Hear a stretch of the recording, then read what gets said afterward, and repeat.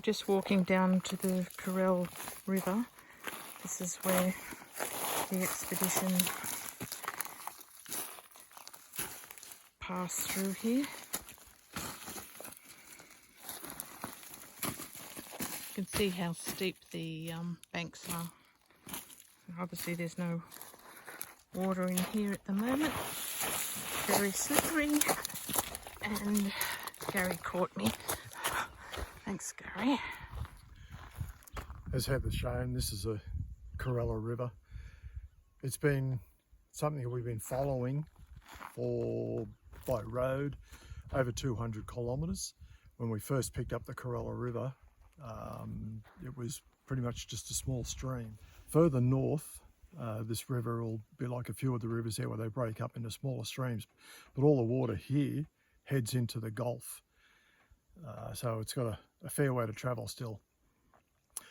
But Burke and Wills would have crossed here, and as you can see, just as coming down the banks there, nearly all of these embankments on the sides of the river are quite steep. And I don't know if it was this section of the river or a little bit further south where we crossed, but the camels had troubles, and one of the camels, they actually got stuck in the river and they had to try and get it out. But from here, they'd have been heading in a northerly direction, still heading up towards the Gulf and trying to find their way through. The area through here is pretty flat. It's nothing like the Selwyn Ranges. The going wouldn't have been anywhere near as tough, and probably just as well. After they got through the Selwyn Ranges, they were pretty exhausted. They well and truly spent a lot of their energy just trying to cross there. So from there through here would have been a little bit of a recuperation, but they still had a lot of miles to make. But we'll continue on heading north. We're going to go up to Burke and Wills Roadhouse. That'll probably do us for tonight, and then we'll continue from there up into Normanton.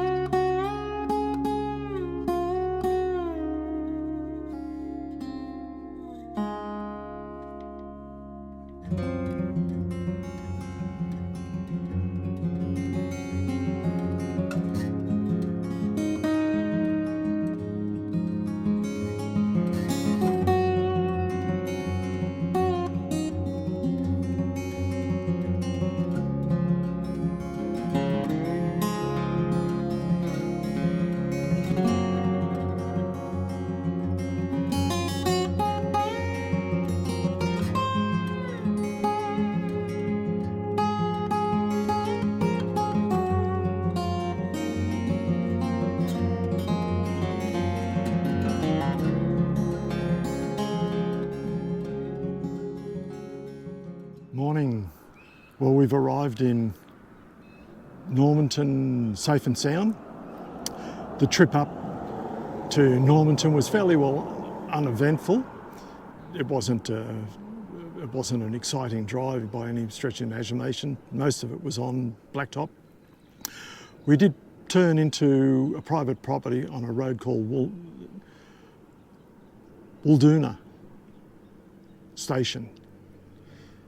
We've gone down there, and that road takes us out to Burke and Wills' actual track, and it was following, their track was pretty much following parallel to the highway.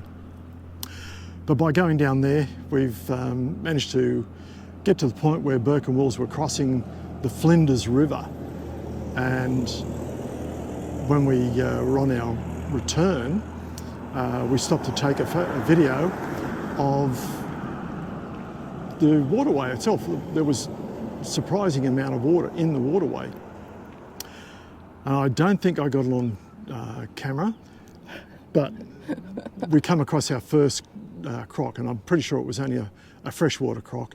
Doesn't matter what sort of croc. it was approximately 2 metres long.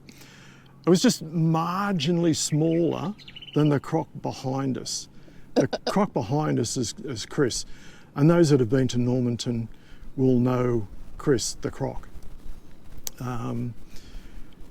He's the world's largest croc that has ever been shot and recorded. 8.3 metres Yes. and approximately 2 tonne in weight. So makes my little 2 metre, probably a freshwater croc, look pretty tame. And shot by a woman, Chris Pulowski. And so the croc is named after her. You can see for yourself with Heather standing beside it just how big this damn thing is. Now this is a life-size replica. So it'll give you some indication of its size. Now, Heather's not a small lady in terms of height. So she'd have been a snack. A snack. A Thanks, snack Garry. for Chris the Croc. It's Chris the Savannah King. 8.3 metres of reptile. One bloody big animal.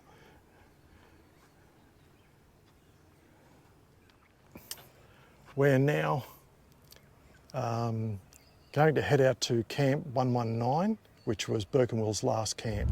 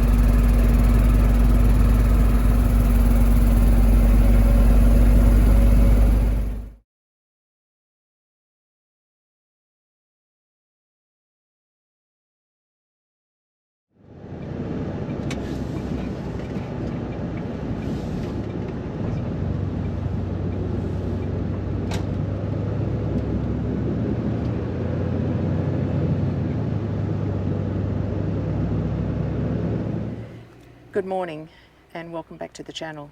Today's the 27th of June.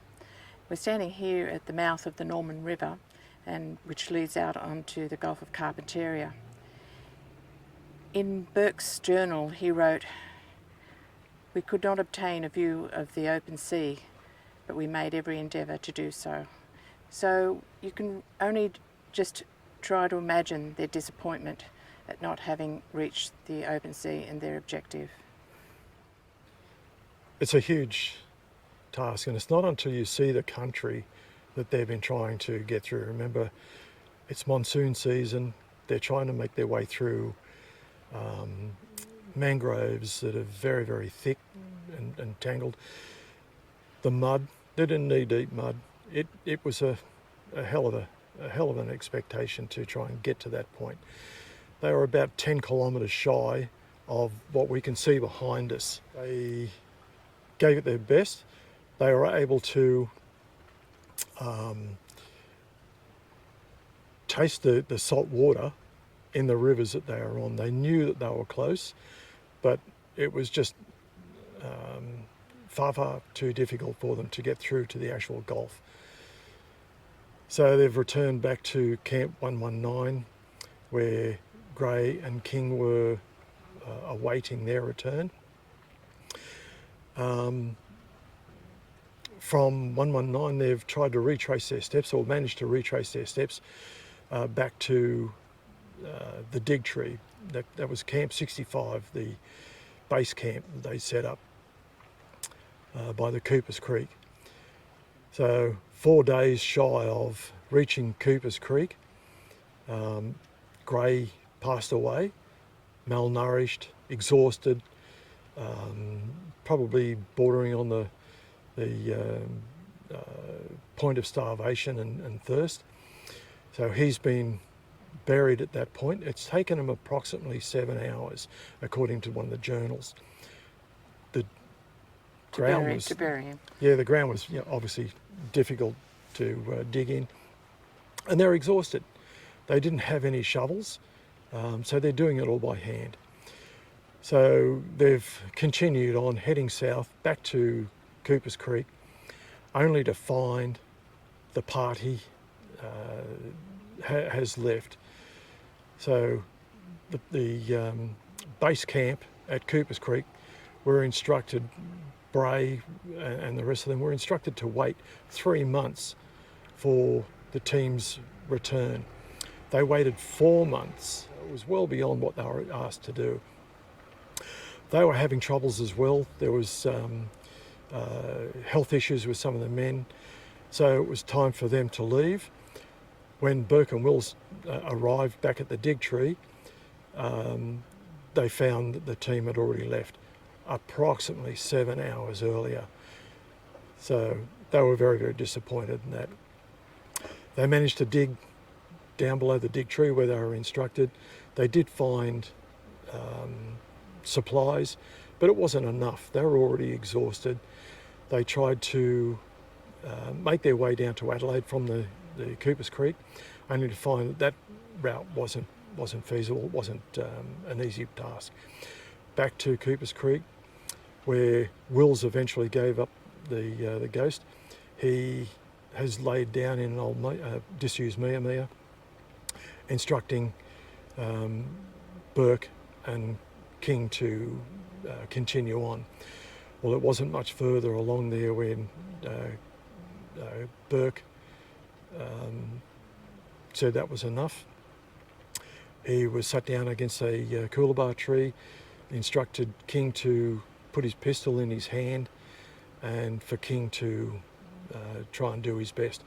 Well, King was eventually found by Aboriginals who helped him survive until the rescue party came, which was some months later.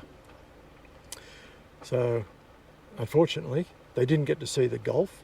They did find they were very, very close, and they unfortunately passed away. Now, this whole journey was an incredible feat. For Wills to be able to find a little pinprick in the middle of a country that's as vast as it is, that's just an incredible feat, and shows the man's skill. He's only a young man, and he's managed to find that very point in the middle of the country pretty much. So I take my hat off to you, gentlemen. It's been quite an emotional journey, and but the journey's ended, but the adventure hasn't. So we hope you stay with us, and as we continue on, following in the steps of other early Australian explorers, and exploring this amazing country that we live in. So until next time, cheers from Team Detour.